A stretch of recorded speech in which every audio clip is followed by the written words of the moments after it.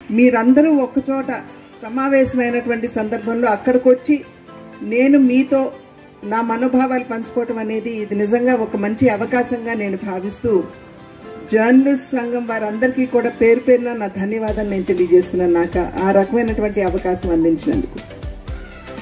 గత ఎన్నికల్లో మీ అందరికీ తెలుసు, జర్నలిస్ట్గా మీ బాధ్యతను మీరు నిర్వహిస్తూ మీరు ఎప్పటికప్పుడు మాకు కూడా క్షేత్రస్థాయిలో ఉన్నటువంటి విషయాలు మా దృష్టికి తీసుకొస్తున్నటువంటి సందర్భంలో దానికి తగు కార్యాచరణతోటి మేము ప్రజల వద్దకు వెళ్ళినటువంటి నేపథ్యంలో ప్రజలు అనూహ్యంగా మమ్మల్ని ఆశీర్వదించడం, పదే పదే చంద్రబాబు గారు చెప్తున్నటువంటి మాట 93% స్ట్రైక్ రేటు, 57% ఓటు అనేటువంటిది వారు ఏదైతే పదే పదే చెప్తారో అది కింద క్షేత్రస్థాయిలో ఉన్నటువంటి ప్రజలు వేసిన ఓట్లు ఒక రకంగా ప్రజలకి ఇటు నాయకులకి మధ్య అనుసంధానంగా ఉండేటువంటి పాత్రికేయ వర్గం వారు ఎవరైతే ఉన్నారో ఆ రంగం ఏదైతే ఉన్నదో మీరు ఎప్పటికప్పుడు ప్రజలకి విషయాలు చేరవేయడం, అదేవిధంగా ప్రజల విషయాలు మాకు తెలియజేయడంలో మీరు ఒక ప్రధానమైన ప్రాముఖ్యతతో కూడినటువంటి పాత్రను పోషించినటువంటి సందర్భంలోనే అది సాధ్యపడింది అని చెప్పి నేనైతే విశ్వసిస్తున్నటువంటి విషయం. కనుక మీ అందరికీ కూడా పేరు పేరున నా ధన్యవాదాలు నేను తెలియజేస్తున్నాను. అయితే అంతటితో మా బాధ్యత అయిపోలేదు. రాబోయే కాలంలో మేము ఏ రకంగా బాధ్యతాయుతంగా మా పాత్ర నిర్వహించాలి దానికి కూడా మీరు ఒక రకంగా డైరెక్షన్ ఇచ్చేటువంటి స్థాయిలో మీరందరూ ఉండి మాకు ఎప్పటికప్పుడు కూడా క్షేత్రస్థాయిలో అంటే ఎన్నికలతోటి మా పని అయిపోయింది అన్నట్లు కాకుండా ఎప్పటికప్పుడు అంటే ప్రభువులు తీసుకునేటువంటి నిర్ణయాలు ఏవైతే ఉంటాయో, గవర్నమెంట్ తీసుకునేటువంటి నిర్ణయాలు ఏవైతే ఉంటాయో వాటి యొక్క ప్రభావం ప్రజల మీద ఏ రకంగా ఉంటుంది, అది పాజిటివ్ కావచ్చు, నెగిటివ్ కావచ్చు, ఎప్పటికప్పుడు మా దృష్టికి తీసుకొచ్చినట్లయితే ప్రజాప్రతినిధులంగా మేము కూడా మా బాధ్యత నిర్వర్తిస్తూ ఎప్పటికప్పుడు ఆ విషయాలు ప్రభువుల దృష్టికి తీసుకుని వెళ్తూ ఒకవేళ సవరణలు చేసేటువంటి అవకాశం ఉన్నట్లయితే ఖచ్చితంగా ఆ దిశగా దృష్టి కేంద్రీకరిస్తూ మా బాధ్యతని మేము బాధ్యతాయుతంగా నిర్వర్తించడంలో మీ వంతు సహకారం మాకు అందించాలని చెప్పి మిమ్మల్ని అందరినీ కూడా నేను అభ్యర్థిస్తున్నటువంటి విషయం. కనుకనే ప్రజాప్రతినిధులకి పాత్రికేయ మిత్రులకి ఉన్నటువంటి అవినాభావ సంబంధం ఏదైతే ఉందో అది ఒక రకంగా నన్ను ఇక్కడికి ఆహ్వానించి మీరు దాన్ని మరింత పటిష్టపరిచారు అని చెప్పి నేను భావిస్తూ మీ అందరికీ కూడా మరి ఒక్కసారి ధన్యవాదాలు నేను తెలియజేస్తున్నాను. సాధారణంగా మనం కార్తీక వన మహోత్సవాలకి కలుస్తూ ఉంటాం. కానీ నిజంగా కార్తీక మాసం యొక్క విశిష్టత, దాని యొక్క ప్రాధాన్యత మనం తెలుసుకున్నామా, గుర్తించామా అనేటువంటి విషయాన్ని ఒక్కసారి ఆత్మ పరిశీలన చేసుకోవాల్సినటువంటి అవసరం చాలా ఉంటుంది. నిజంగా మనం కార్తీక మాసం యొక్క ప్రాధాన్యతని కనుక మనం తెలుసుకున్నట్లయితే సమాజంలో ఏవైతే రుగ్మతులు మనం చూస్తూ ఉంటామో వాటిని చాలా వరకు అధిగమించేటువంటి అవకాశం ఉంటుందని నేనైతే గట్టిగా విశ్వసిస్తున్నటువంటి మాట. ఎందుకంటే మనందరికీ తెలుసు, కార్తీక మాసం అనగానే భోళాశంకరుడికి అభిషేకాలు చేసేయడం, శివాలయాలకు వెళ్ళడం, గంగా స్నానాలు చేయడం, ఇవన్నీ పరిపాటిగా ఆనవాయితీగా మనం చేస్తూ వస్తున్నటువంటి విషయం. కాకపోతే మనలో చాలా కొద్ది మందికి తెలిసినటువంటి విషయం ఏమిటంటే కార్తీక మాసం అద్భుతమైనటువంటి కార్యక్రమం. ఉసిరి చెట్టు కింద అందరూ కూర్చుని వనభోజనాలు చేసేటువంటి అవకాశం. ఉసిరి అంటే శ్రీ మహావిష్ణువుకి ప్రతిరూపంగా భావిస్తూ ఉంటారు. భావించి ఉసిరి చెట్టుకి మనం పూజలు చేస్తాం. కానీ వెనక ఉన్నటువంటి ఆలోచన ఏమిటంటే ఉసిరి చెట్టులో ఉన్నటువంటి ఈ వైద్య గుణాలు ఏవైతే ఉన్నాయో, సాధారణంగా విటమిన్ సి కనుక అధికంగా మన పెద్ద ఎత్తున చూస్తే వరద మన రాష్ట్రం ఏ విధంగా పెద్ద వరద మన రాష్ట్రాన్ని ముంచేసిందో మన అందరికీ తెలియనటువంటి విషయం.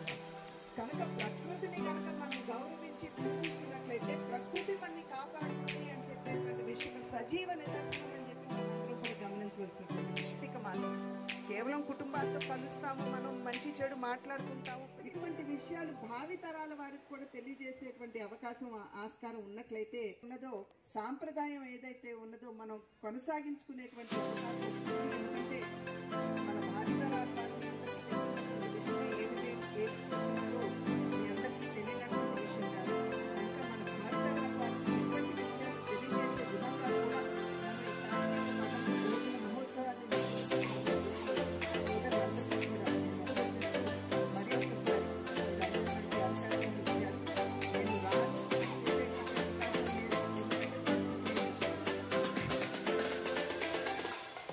నాకు అటువంటి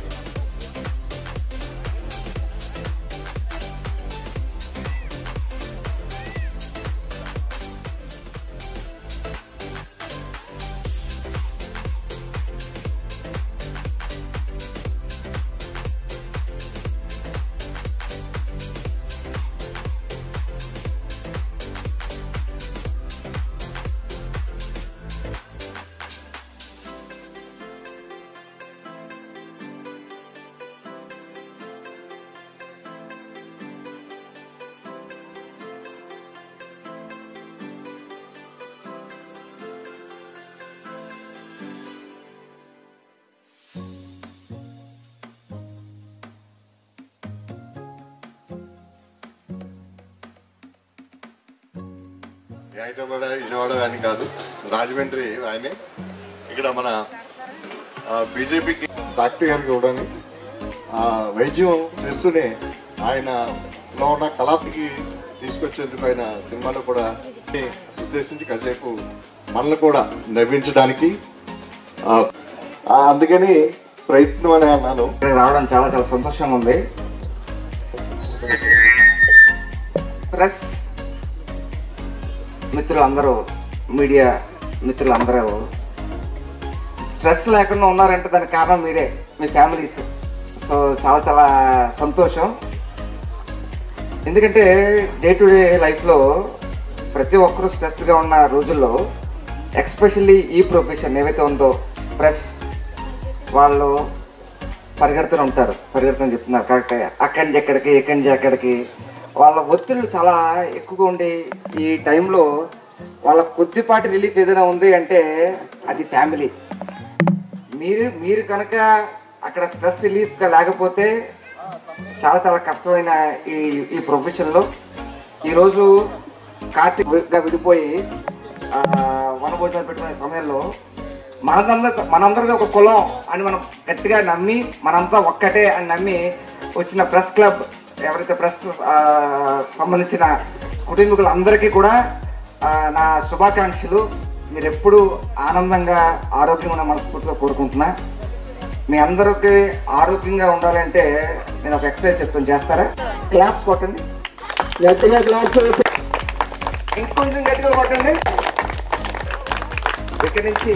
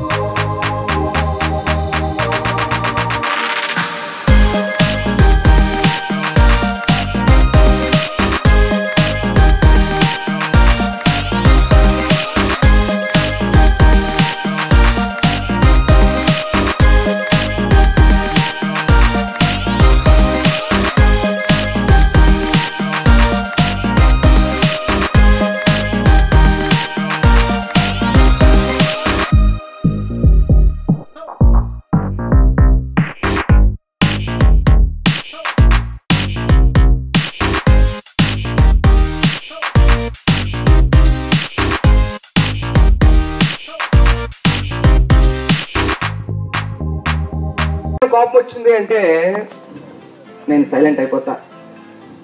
నాకు ఎప్పుడైనా కోపం వచ్చిందంటే నేనే సైలెంట్ అయిపోతా. ఇది ఒక్కటి పాటిస్తే 60 ఏళ్ళు కాదు, బతుకున్న నాళ్ళు అన్యోన్యంగా ఉండొచ్చని చెప్పారట. This is the secret of marriage. అవునండి కాదండి? నమ్ముతారా? వేస్తాను.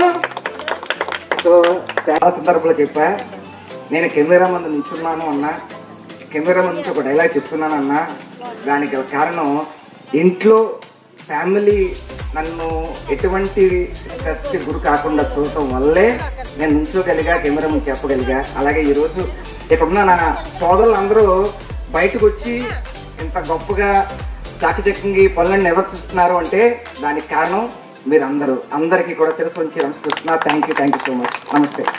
చాలా తక్కువ ఇంటరాక్షన్ ఉన్నప్పటికీ కూడా కాసేపు ఆయనతోటి మాట్లాడితే ముందు ఇందాక అన్నారు కదా స్ట్రెస్ అంతా పోద్ది. ఫస్ట్ మనకి ఒక ఆయన మంచి డాక్టర్ అండి. అదే చెప్తున్నాను. ఆయన డాక్టర్ ఏంటంటే ఆయన ఫాలో అవుతారు, యూట్యూబ్ చాలా మంది ఫాలో అవుతారు, ఆయన చాలా మంది ఫాలో అవుతారు. అందరికీ మంచి టిప్స్ ఇవ్వడం కాదంటే ఆయన ఫాలో అయ్యేవారు కూడా చాలా ఎక్కువ మంది ఉన్నారు. ఫస్ట్ ఆయన డాక్టర్, తర్వాత యాక్టర్, రెండు కూడా. అందుకని ఎంత మన పిల్లలు పుష్ప పుష్ప పుష్ప పుష్ప పుష్ప పుష్ప పుష్ప అని వస్తున్నారండి.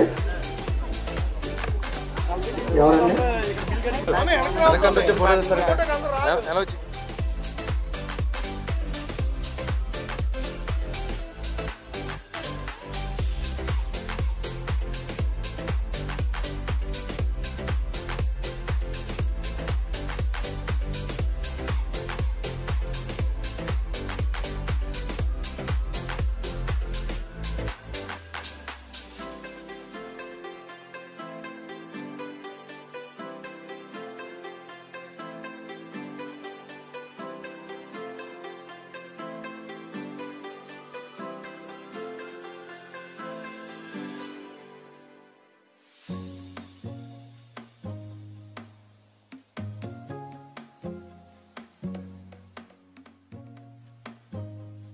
కార్తీక మాసం కార్తీక సమారాధనకి ఆహ్వానించినందుకు ముందుగా ఆహ్వాన కమిటీ వారికి ధన్యవాదాలు తెలియజేస్తా ఉన్నా.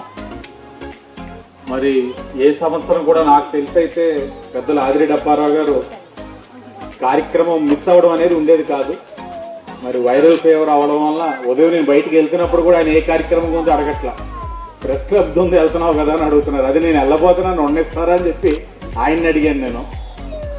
ఏదేమైనా సమాజంలో ఫోర్త్ ఎస్టేట్, రాజకీయ వ్యవస్థ రెండు కూడా అనుసంధానంతో ముందుకు వెళ్ళాల్సిన అవసరం సమాజ హితం కోసం ఉంది. కాబట్టి ఇరువురు కూడా అనుసంధానం చేసుకుంటూ ఓ పక్కన అభివృద్ధిని మరో పక్కన సంక్షేమాన్ని తీసుకెళ్తున్న ప్రభుత్వానికి సూచనలు ఇస్తూ సహకరించాలని తెలియచేస్తూ, అలాగే ఈరోజు నా గెలుపులో రాజమహేంద్రవరం ప్రెస్ క్లబ్ యొక్క పాత్ర ముమ్మాటికి ఉంది. మీ అందరి యొక్క సహకారంతో ఈరోజు నేను శాసనసభ్యుడిగా ఇక్కడ ఉన్నాను. భవిష్యత్తులో కూడా మీ అందరి యొక్క సహకారం ఎల్లవేళలా ఉండాలని, నేను చేసే ప్రతి కార్యక్రమం అది తెలిసినో తెలియకనో ఏది జరిగినా తప్పకుండా అది సమాజానికి కానీ ఇంకెవరికైనా సరే నష్టం కలిగించే విధంగా ఉంటే నా దృష్టికి తీసుకొచ్చి నన్ను సరిచేసే బాధ్యత కూడా మీరందరూ తీసుకుంటారని కూడా ఆశిస్తూ, మరొక్కసారి మీ కుటుంబ సభ్యులందరికీ కూడా కార్తీక మాస శుభాకాంక్షలు తెలియజేస్తూ, పిల్లలందరినీ మాత్రం విద్యావంతుల్ని చెయ్యాలి. ఎందుకంటే విద్యతోటే మనకి మార్పు సమాజంలో. కాబట్టి అవకాశం ఉన్న మేరకు మనం ఎంత కూడబెట్టినా అది ఏ సమయంలో ఎప్పుడు ఉపయోగపడుతుందో తెలియదు, కానీ విద్యనిచ్చినట్లయితే ఆ విద్య వాళ్ళ జీవితానికి మాత్రం ఉపయోగపడుతుంది, స్థిరపడడానికి ఉపయోగపడుతుంది, భవిష్యత్తులో జీవించడానికి ఉపయోగపడుతుంది. కాబట్టి ప్రతి ఒక్కరూ కూడా ఆ పిల్లల్ని చదివించాలని, అలాగే మా మీడియా సోదరులు అందరూ కూడా ఆరోగ్యం పట్ల శ్రద్ధ వహించాలని. ఎందుకంటే అనేక సందర్భాలు చూసాం, కోవిడ్ ముందు, కోవిడ్ సమయంలో, కోవిడ్ తర్వాత కూడా కొన్ని అశ్రద్ధ చేయడం వల్ల చాలామంది వారు లేకపోవడం వల్ల వారి కుటుంబ సభ్యులకి కలిగిన నష్టాన్ని మన కళ్ళతో మనం చూస్తున్నాం. కాబట్టి ప్రతి ఒక్కరు కూడా ఆరోగ్యపరంగా కాస్త జాగ్రత్తలు తీసుకోవాలని, ప్రతి ఒక్కరు కూడా హెల్దీగా ఉండడానికి కృషి చేయాలని తెలియచేసుకుంటూ, మరొక్కసారి ఆహ్వాన కమిటీకి మా ఆదిరెడ్డి కుటుంబం, మేయర్గా నా తల్లికి అవకాశం ఇచ్చారు, ఎమ్మెల్సీగా నా తండ్రికి అవకాశం ఇచ్చారు, లాస్ట్ ఎలక్షన్లో నా భార్య ఎమ్మెల్యేగా అవకాశం ఇచ్చున్నారు, ఇప్పుడు మళ్ళీ నన్ను అవకాశం కల్పించారు ఎమ్మెల్యేగా. అంటే ఒక కుటుంబ సభ్యుల్లోని నలుగురికి మాకు అవకాశం కల్పించిన రాజమహేంద్రవరం ప్రజలకి, మాకు వెన్నంటే ఉండి నడిపిస్తున్న రాజమహేంద్రవరం ప్రెస్ క్లబ్ మీడియా సోదరులకి అందరికీ ధన్యవాదాలు. అని చెప్పి ఎమ్మెల్యే ఆదిరెడ్డి వాస్ గారికి కోరుకున్నాం. అంటే అది చాలా దశాబ్దాలుగా ఏళ్ళ తరబడి వస్తున్నది. రాజమండ్రిలో పాత్రికేయ మిత్రులంతా సంఖ్య బాగా పెరిగింది. గత 20 ఏళ్ళుగా చూసినట్లయితే మనకి ఎక్కడ ఇళ్ల స్థలాలు ఇచ్చిన ఇది లేదు. గత ప్రభుత్వాలు ఇస్తున్నాం అని చెప్పేసి లాస్ట్ రోజుల్లో ఇళ్ల స్థలాల గురించి ప్రకటనలు చేయటం, ఆ ఫైల్ మూసేయటం, మళ్ళీ ముందుకు వెళ్ళకపోవడం, ఇలాంటి సందర్భాలు చోటు చేసుకున్నాయి. అయితే ఈసారి మేనిఫెస్టోలో పెట్టారు కాబట్టి మీరు ఒక కీలకమైన నాయకులుగా ఉన్నారు కాబట్టి, లోకేష్ గారిని ఒప్పించగల శక్తి మీకు ఉంది కాబట్టి, ముఖ్యంగా రాష్ట్రంలో ఎక్కడ ఏం జరిగినా కానీ రాజమండ్రిలో తూర్పుగోదావరి జిల్లాకు వచ్చేటప్పటికి అర్హులైన మీడియా మిత్రులు ఉన్నారు. అంటే అందరూ డెస్క్లో పనిచేసే వాళ్ళు ఉన్నారు, ఇక్కడ మన విధిగా పనిచేసే వాళ్ళు ఉన్నారు. వీళ్ళందరికీ కూడా ఎక్కడ సైట్ ఉంది ఏంటనేది మీదే బాధ్యత, అది ఉచితంగా ఇస్తామని చెప్పేసి ప్రభుత్వం మేనిఫెస్టోలో పెట్టింది. ఆ కార్యక్రమాన్ని మీ చేతుల మీదుగా వచ్చే సంవత్సరానికి ఇలాంటి వేదిక మీద మీరు అది మేము ఇచ్చేమని చెప్పగలగాలి అనేది మేము అలాంటి అవకాశం కూడా మాకు కల్పించండి. అది కూడా ఈ సందర్భంగా మీ దృష్టిలో పెడుతున్నాం. ఎన్నికలకి వెళ్ళక ముందు కొన్ని సందర్భాల్లో అడిగేవాడు, నువ్వేమి అంటే ఫ్లెక్స్ల మీద మా అభిమానులు అత్యుత్సాహం ప్రదర్శించి చిన్నపల్లవాడని కూడా చూడకుండా వేసేవాడు. నేనైతే దాన్ని యాక్సెప్ట్ చేయను.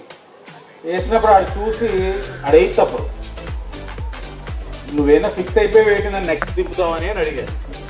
అలాగే అయిపోతావు అమ్మా, అది నీ ఇండిపెండెంట్ డెసిషన్, అది నీకు నచ్చితే వస్తావు, కానీ పాత రోజుల మాదిరిగా నువ్వు బిఏ చదవాలి, నువ్వు మెడిసినే చదవాలి, నువ్వు ఇదే అవ్వాలని నేనైతే ఫోర్స్ చేయను అని. అసలు మామూలుగా ఎందుకు నీకు అలా అనిపించింది? అలా కాదు, నేను అప్పారావు తాత చెప్తుంటాడు రాజకీయంలాగా, ఎర్రనాయుడు తాత కూడా ఇలాగంటా నాకు చెప్పేవారు. ఎందుకంటే పిల్లలు చిన్నప్పుడే ఎర్రనాయుడు గారు చనిపోయారు, చెప్పేవారు. ఇప్పుడు చూస్తుంటే రాజకీయాలు ఇలాగ అయిపోయినాయి. ఎంత దారుణం అంటే, మరి అమ్మ ఎమ్మెల్యే అయినప్పుడు నన్ను ఇంట్లో కూర్చోబెట్టి 1 గంట సేపు పోలీసులు ఇన్వెస్టిగేట్ చేశారు. చిన్నపిల్లలని కూడా చూడకుండా ఇలా ఉంటే రేపు ఎలాగ రాజకీయాలని వాడు అడిగాడు.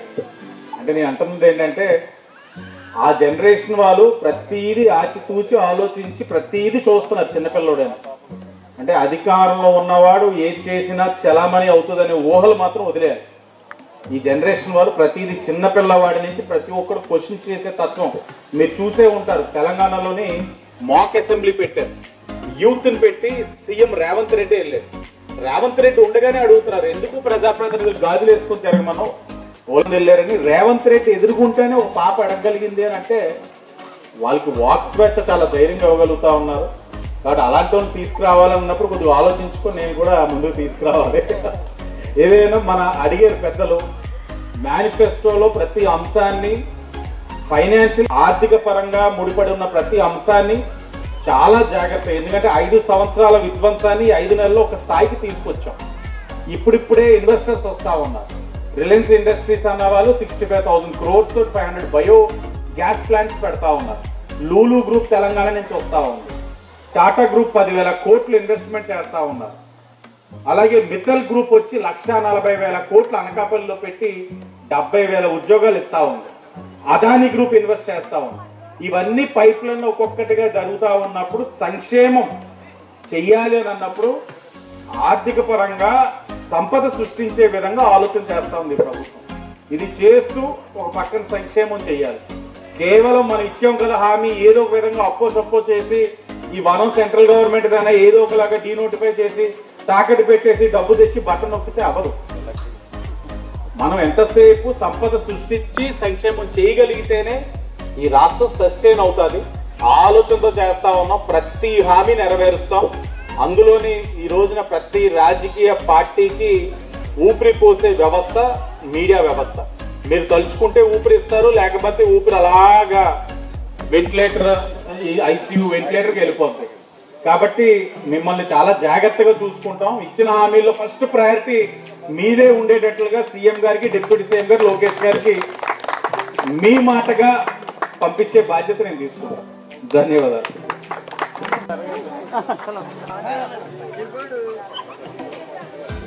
వేదిక మీదకి వచ్చి వారు ప్రెస్ క్లబ్ సభ్యుల్ని ఉద్దేశించి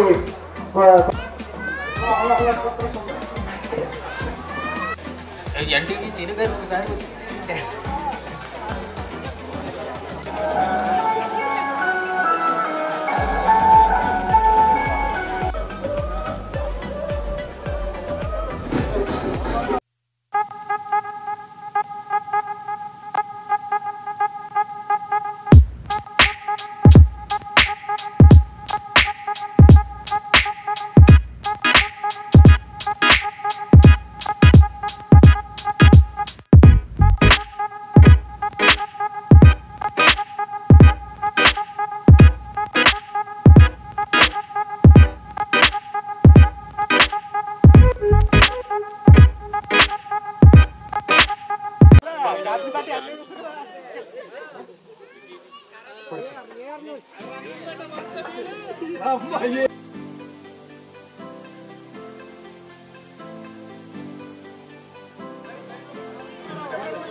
లెఫ్ట్ హ్యాండ్ తీసుకోండి.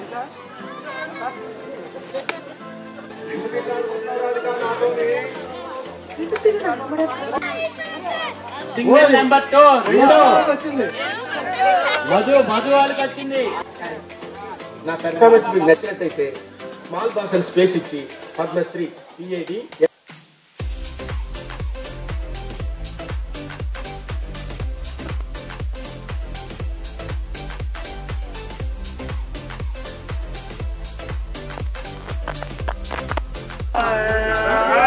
బాబు తిరుమల రావు గారి డాన్స్